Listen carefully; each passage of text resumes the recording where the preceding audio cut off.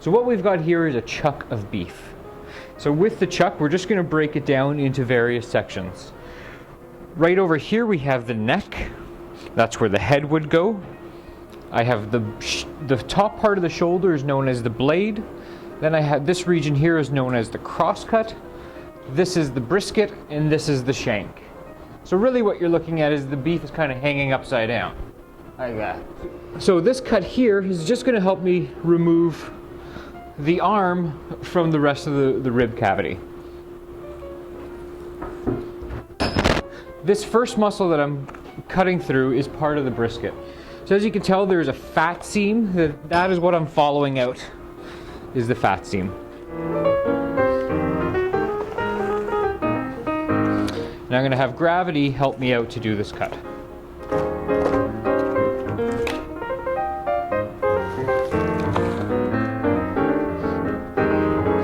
So I'm going to take this out onto the block and butcher this out there.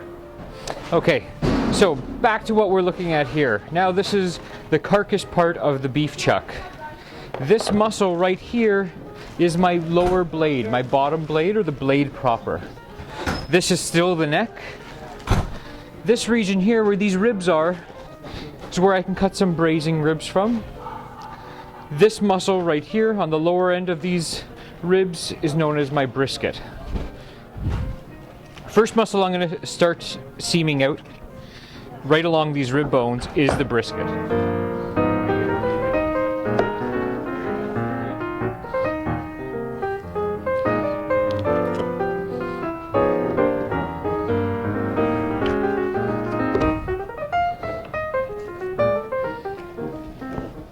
That is a brisket. This is currently known as a double brisket because both muscles of the brisket are held together with all the fat.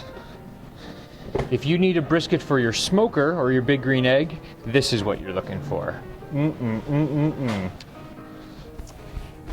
brisket is an amazing roast for either really slow barbecuing or slow roasting, or to braise it. A lot of times people do something like a boiled brisket or a corned beef out of brisket.